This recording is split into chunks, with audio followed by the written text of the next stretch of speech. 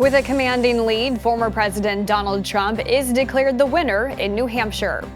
And scientists put out a grave warning as the Doomsday Clock nears midnight. The morning rundown starts now. From the Straight Arrow News Studio, bringing the stories that matter to you from across the United States and around the world. This is the Morning Rundown. Today is Wednesday, January 24th. Thank you for joining us. I'm Kara Rucker.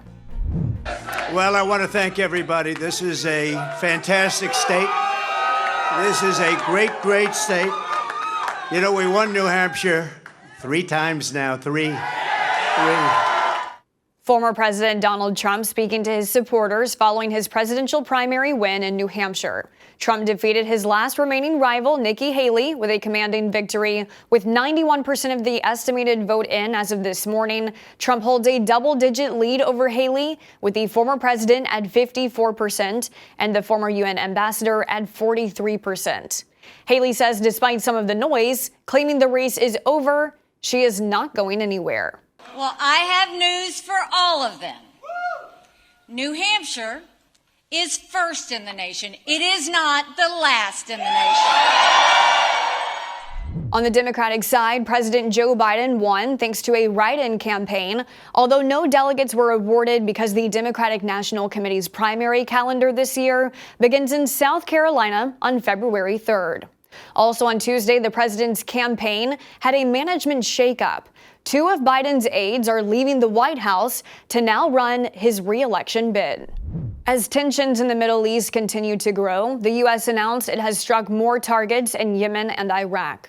U.S. forces conducted strikes in Houthi-controlled areas of Yemen after locating 2 anti-ship missiles aimed at the southern Red Sea and determining they posed an imminent threat to merchant vessels and Navy ships.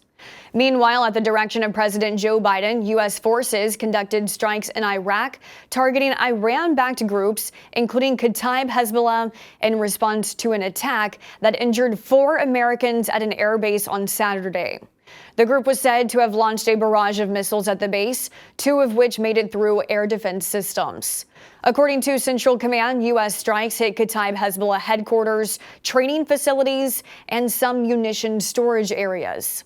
The Iraqi prime minister responded to the strikes, calling them an irresponsible escalation and considering them to be hostile acts. U.S. officials defended the mission as U.S. forces protecting themselves. Sweden is one step closer to becoming a member of NATO. Turkey's legislature has endorsed Sweden's membership after having delayed it for more than a year. Turkey had accused Sweden of being too lenient toward groups deemed by Turkey as security threats.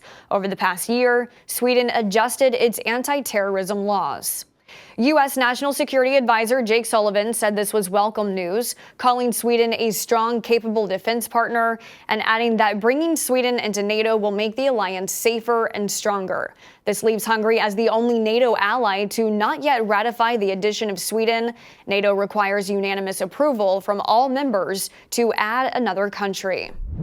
The apocalypse is nearing, at least according to atomic scientists and their Doomsday Clock.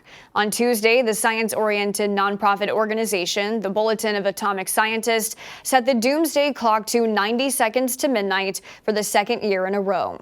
This is the closest to the hour of midnight the clock has ever been in its 77 years, with midnight representing the hour when the Earth will become unlivable. The scientists set the clock each year based on what they call existential risk to the planet and humans. The group saying this year the concerns were centered on the wars in Ukraine and Gaza, nuclear threats, climate change, and the rise of artificial intelligence. The atomic scientists say the clock is meant to be a warning to the public that change is needed to keep the world stable. Netflix has reasons to celebrate this morning, announcing it has gained millions of subscribers and surpassing Wall Street expectations. The streaming giant says it added 13 million subscribers in the 4th quarter, nearly 5 million more than expected. Netflix now has more than 260 million subscribers, which is more than any of its streaming competition. Netflix said its crackdown on password sharing has been a success. The company said its focus is on expanding its entertainment offerings from live events to sports content to video games. This comes on the heels of Netflix locking in a 10-year deal valued at $5 billion to live stream WWE's pro wrestling show Raw starting in 2025. Our Simone Del Rosario takes a closer look at this deal in her report on SAN.com.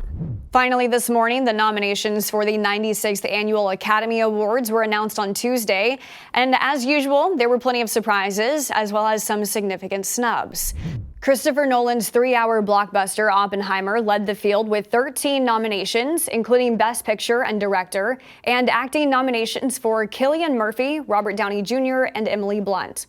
The film's partner in this past summer's Barbenheimer craze, Barbie, the top-grossing film of the year, garnered 8 nominations, including Best Picture and 2 for acting.